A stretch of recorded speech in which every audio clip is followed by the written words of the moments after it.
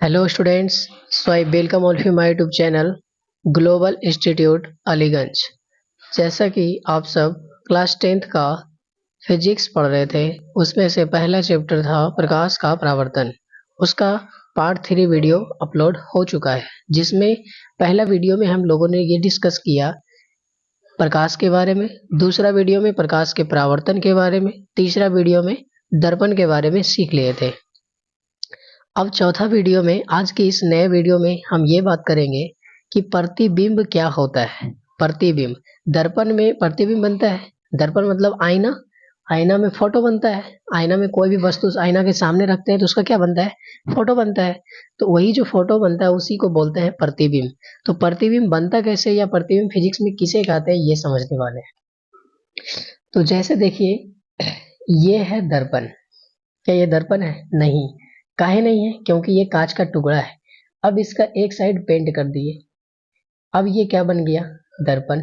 अब ये क्या बन गया? दर्पण।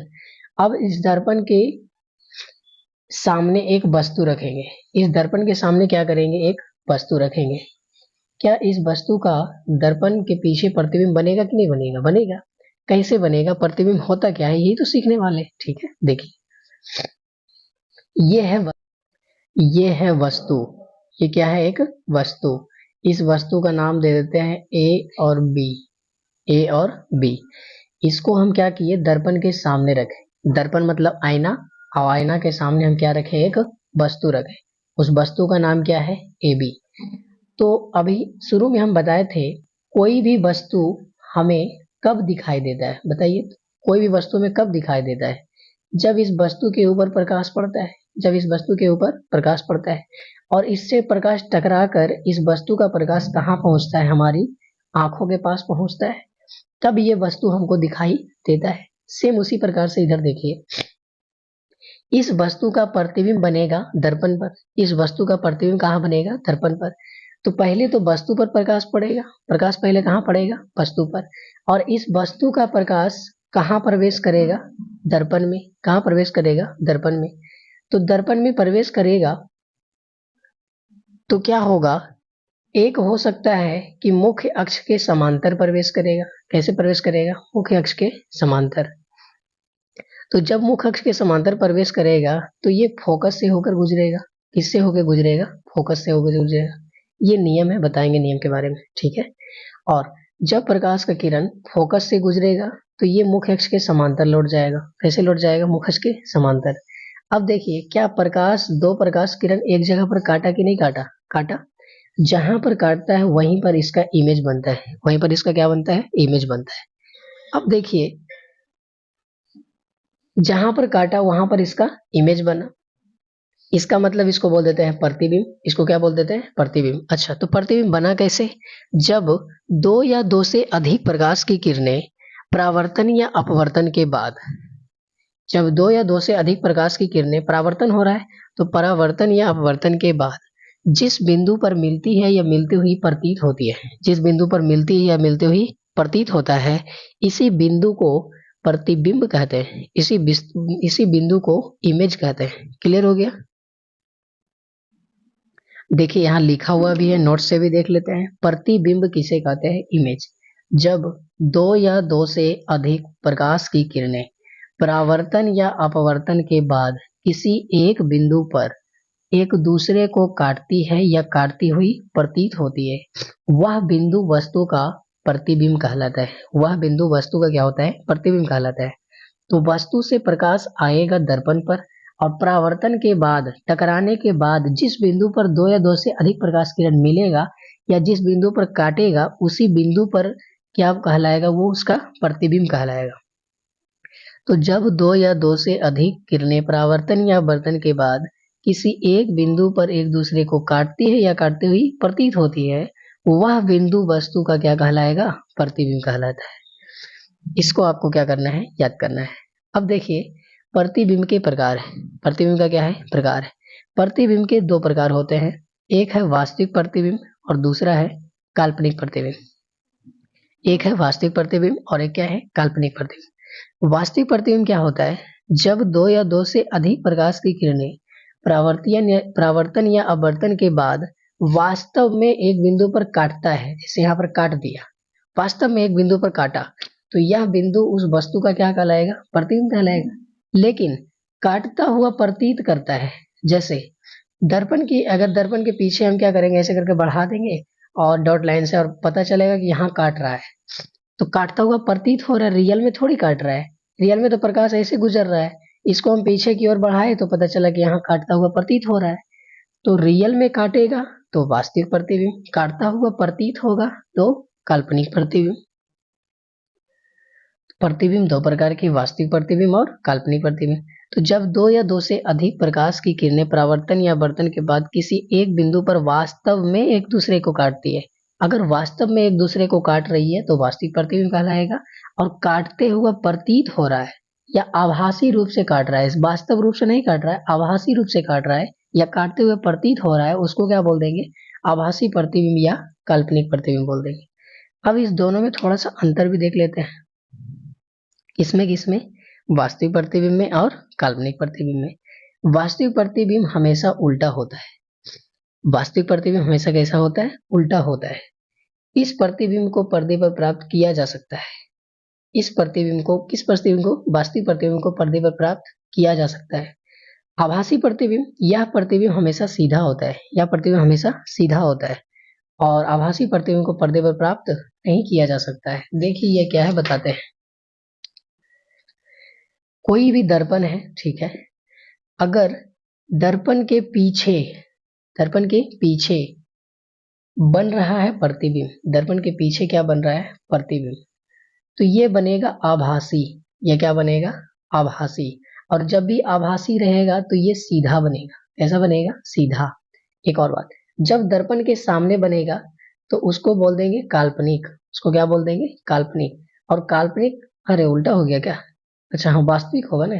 आभासी को ही काल्पनिक कहते हैं, आभासी को ही क्या कहते हैं? काल्पनिक। और इधर क्या होगा? वास्तविक। तो जब वास्तविक प्रतिबिंब होगा तो क्या बनेगा? उल्टा। तो एक बात याद रखिए, जब भी बोलेगा उल्टा बना है, इसका मतलब कैसा प्रतिबिंब बना है? वास्तविक बना है, दर्पण के सामने बना है। और बोलेगा आभासी प्रतिबिंब, तो कैसा बना है? सीधा बना है। कहाँ बना है? दर्पण के पीछे बना है। हो गया?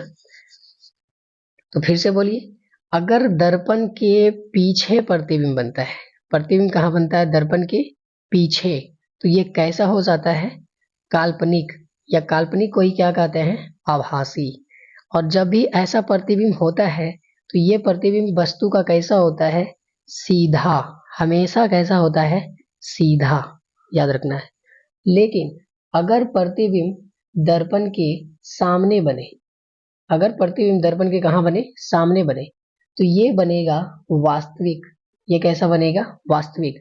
और वास्तविक प्रतिबिंब हमेशा कैसा होगा? उल्टा। वास्तविक प्रतिबिंब हमेशा कैसा होगा? उल्टा। इसको याद ही कर लेना है अभी तुरंत।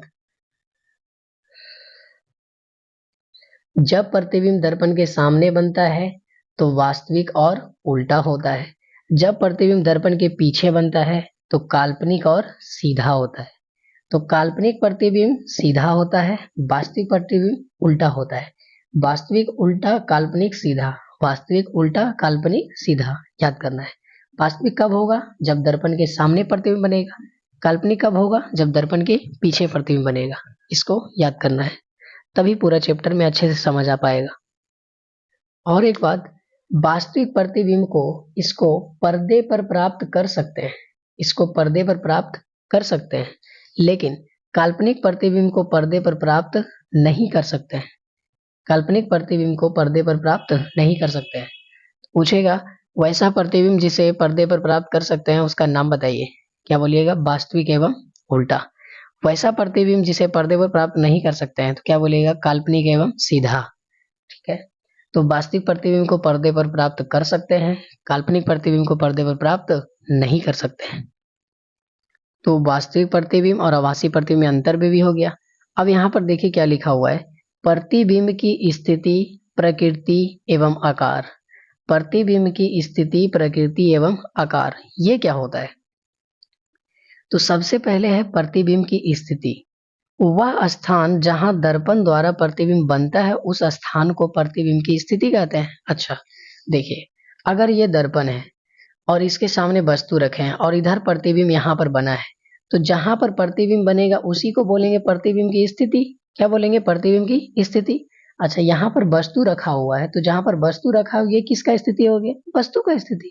तो दर्पण के सामने जिस स्थान पर वस्तु रखते हैं इसको वस्तु की स्थिति बोल देते हैं, और दर्पण के पीछे जहां पर प्रतिबिंब बनता है उसे प्रतिबिंब का स्थिति बोल देते हैं। क्लियर? तो अभी दो बात बताए, एक वस्तु की स्थिति और एक प्रतिबिंब की स्थिति। तो जहां पर प्रतिबिंब बनेगा उस स्थान को बोलेंगे प्रतिबिंब की स्थिति, जहां पर वस्तु को रखेंगे उसको क्या बोलेंगे? वस्तु की स्थिति। अब देखिए, मान लीजिए दर्पण यहाँ है और प्रतिबिंब यहाँ बना, इसके बीच का कुछ दूरी होगा कि नहीं? इसके बीच कुछ दूरी है ना, ठीक है। और मान लीजिए यहाँ पर वस्तु रखे हैं और यहाँ पर दर्पण है, क्या इसके बीच भी कुछ दूरी है कि नहीं है? तो जहां पर वस्तु रखा हुआ है ये वस्तु का स्थिति, जहां पर प्रतिबिंब बना है ये प्रतिबिंब का स्थिति। अब आपको ध्यान ये देना है कि प्रतिबिंब और दर्पण के बीच की दूरी को भी से सूचित करते हैं। किससे सूचित करते हैं? भी से। इसका मतलब अगर इसको अच्छे से लिखना चाहें तो क्या हो जाएगा? प्रतिबिंब की दूरी को किससे सूचित करेंगे? भी से। और वस्तु की दूरी को किससे सूचित करेंगे? यू से। इसको याद कर लीजिए, प्रतिबिंब की दूरी को भी से, वस्तु की दूरी को यू से सूचित करते हैं। अब ये होता क्या है? तो दर्पण है, इधर वस्तु रखा हुआ है और इधर प्रतिबिंब बना है, तो जितना दूर पर प्रतिबिंब बना है इसी की दूरी को प्रतिबिंब दूरी कहते हैं, और इसको किससे सूचित करेंगे? भी से। दर्पण के सामने यहाँ पर वस्तु रखा हुआ, मान लीजिए 2 मीटर की दूरी पर वस्तु रखा हुआ है, तो इस बीच की दूरी को इसको बोलेंगे वस्तु दूरी, और वस्तु दूरी को यू से सूचित करेंगे। तो उल्टा पुल्टा नहीं कर देना है, प्रतिबिंब की दूरी को भी से, वस्तु की दूरी को यू से सूचित करते हैं। वही लिखा हुआ है, देखिए, प्रतिबिंब की स्थिति, वह स्थान जहां दर्पण द्वारा प्रतिबिंब बनता है उसे प्रतिबिंब की स्थिति कहते हैं। प्रतिबिंब तथा दर्पण के बीच की दूरी को भी से सूचित करते हैं। बिंब मतलब होता है वस्तु, तो वस्तु का स्थिति किसे कहेंगे? बताइए, अभी तुरंत बताएं। वह स्थान जहां पर वस्तु को रखेंगे, वह स्थान जहां पर वस्तु को रखेंगे ये वस्तु का स्थिति कहलाएगा, और वह स्थान जहां दर्पण द्वारा प्रतिबिंब बनेगा उसे प्रतिबिंब का स्थिति बोल देंगे।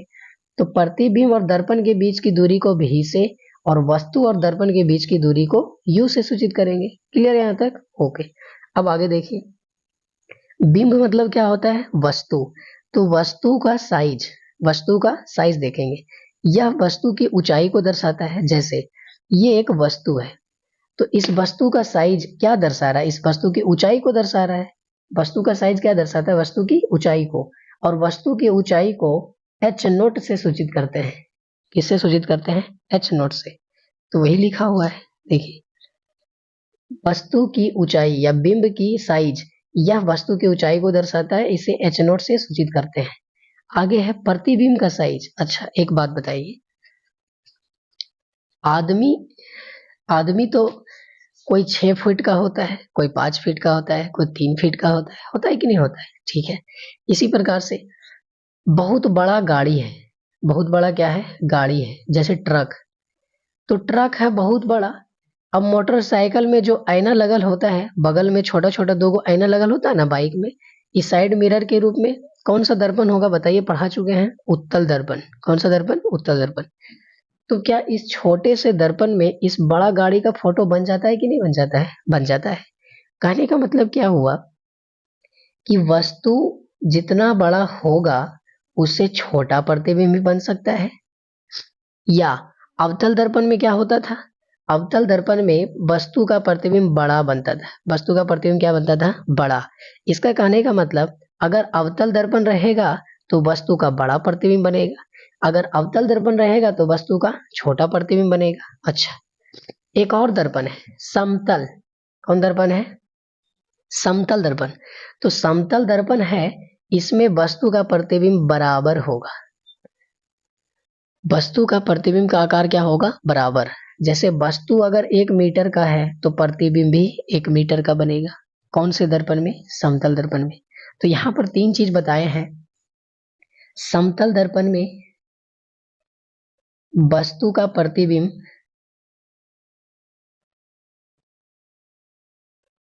क्या होगा? बराबर। समतल दर्पण में वस्तु का प्रतिबिंब क्या होगा? बराबर। अगर यही उत्तल दर्पण हो तो क्या हो जाएगा? वस्तु का प्रतिबिंब छोटा, वस्तु का प्रतिबिंब छोटा। अगर अवतल दर्पण हो तो वस्तु का प्रतिबिंब बड़ा, वस्तु का प्रतिबिंब बड़ा। अब देखिए, अवतल दर्पण में बड़ा प्रतिबिंब बन रहा है, इसलिए तो डॉक्टर लोग यूज कर रहा है, दंत विशेषज्ञ यूज कर रहा है इसको, अपने चेहरा को बड़ा देखने में अवतल दर्पण का प्रयोग करते हैं। अच्छा, वस्तु का छोटा प्रतिबिंब किसमें बनता है? उत्तल में। इसलिए तो उत्तल लेंस गाड़ी के साइड मिरर में लगा होता है। याद है? गाड़ी के साइड मिरर में कौन सा दर्पण लगा होता है? उत्तल दर्पण लगा होता है। क्यों? क्योंकि इसमें वस्तु का छोटा प्रतिबिंब बनता है। बड़ा टरक भी होता है तो उसका छोटा फोटो बन जाता है, तो आसानी से पीछे वाला गाड़ी दिखाया जाता है। तो ये 3 चीज भी आपको याद रखना है। तो वस्तु की ऊंचाई को बिंब का साइज कहते हैं, इसे h0 से सूचित करते हैं। प्रतिबिंब का साइज यह प्रतिबिंब के आकार को दर्शाता है। ये बताता है कि वस्तु का प्रतिबिंब वस्तु से छोटा है या बराबर है या बड़ा है। ये भी तो हो सकता है। वस्तु है, इसका फोटो बन रहा है, हो सके फोटो बड़ा बन जाए, हो सके फोटो बराबर बन जाए, हो सके फोटो छोटा बन जाए। 3 कंडीशन हो सकता है। तो वस्तु का प्रतिबिंब वस्तु से छोटा भी हो सकता है, बराबर भी हो सकता है और बड़ा भी हो सकता है। तो प्रतिबिंब की साइज को h1 से सूचित करेंगे। देखिए, वस्तु का साइज रहेगा तो इसको h0 से सूचित करेंगे। अगर प्रतिबिंब का साइज रहेगा तो इसको h1 से सूचित करेंगे, क्योंकि दोनों को अलग दिखाना है। वस्तु का ऊंचाई h0, प्रतिबिंब का ऊंचाई h' से सूचित करते हैं। आगे देखिए क्या है, प्रतिबिंब की प्रकृति। प्रतिबिंब की प्रकृति, इसका मतलब क्या होता है? इससे यह ज्ञात होता है कि दी गई वस्तु का दर्पण द्वारा बनाया गया प्रतिबिंब कैसा है। जो भी हम दर्पण के सामने वस्तु को रखेंगे तो उस वस्तु का प्रतिबिंब दर्पण के द्वारा बनेगा, तो वो प्रतिबिंब कैसा बनेगा, इसी को बोलते हैं प्रतिबिंब का प्रकृति। इसी को क्या बोलते हैं? प्रतिबिंब का प्रकृति। इससे यह ज्ञात होता है कि दी गई वस्तु या दर्पण, वस्तु का दर्पण द्वारा प्रतिबिंब जो बना कैसा है। अच्छा, कैसा है कहने का मतलब आभासी है कि काल्पनिक है। तो क्वेश्चन आएगा ना कि प्रतिबिंब बना, ठीक है, कैसा बना? आभासी बना कि काल्पनिक बना? अब आप ही लोग बताइए, आभासी कब बनेगा? जब दर्पण के पीछे बने। जब प्रतिबिंब कहाँ बने? दर्पण के पीछे बने। अच्छा, आभासी काल्पनिक तो एक ही हो गया। एक होगा आभासी या काल्पनिक और एक होगा वास्तविक। अच्छा, तो आभासी या काल्पनिक प्रतिबिंब कब होता है? जब दर्पण के पीछे बनता है प्रतिबिंब। और वास्तविक प्रतिबिंब कब होता है? जब दर्पण के सामने बनता है प्रतिबिंब। बताए थे ना, जब दर्पण के सामने प्रतिबिंब बनता है तो उसे वास्तविक प्रतिबिंब कहते हैं। और वास्तविक प्रतिबिंब हमेशा उल्टा होता है। और दर्पण के पीछे प्रतिबिंब बनेगा उसे आभासी या काल्पनिक प्रतिबिंब कहते हैं, और यह हमेशा सीधा होता है। बता चुके हैं ना? ठीक है, यही लिखा हुआ है, देखिए।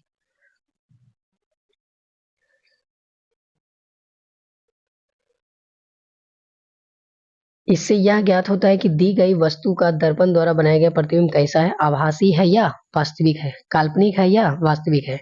तो प्रतिबिंब की प्रकृति 2 प्रकार के होता है। प्रतिबिंब की प्रकृति कितने प्रकार के होता है? 2 प्रकार के। कौन कौन होता है? एक हो सकता है वास्तविक उल्टा और एक हो सकता है आभासी सीधा। एक हो सकता है वास्तविक उल्टा और एक क्या हो सकता है? आभासी सीधा। अभी तुरंत बताए, एक वास्तविक उल्टा और एक आभासी सीधा, है ना। आभासी के साथ क्या है? सीधा। और वास्तविक के साथ क्या है? उल्टा। तो यह प्रतिबिंब का 2 प्रकार का प्रकृति है। तो प्रतिबिंब का 2 प्रकृति होता है। प्रतिबिंब की प्रकृति 2 प्रकार का होता है, एक वास्तविक उल्टा और एक आभासी सीधा। वास्तविक उल्टा कब होगा? यह प्रतिबिंब हमेशा दर्पण के सामने बनता है। वास्तविक और उल्टा प्रतिबिंब कहाँ बनता है? दर्पण के सामने बनता है। दर्पण के पीछे आभासी सीधा प्रतिबिंब कहाँ बनता है? दर्पण के पीछे। यही लिखा हुआ है, आभासी और सीधा प्रतिबिंब। यह प्रतिबिंब हमेशा दर्पण के पर्दे के पीछे बनता है, दर्पण के पीछे बनता है। तो इसको आपको क्या करना है? याद करना है।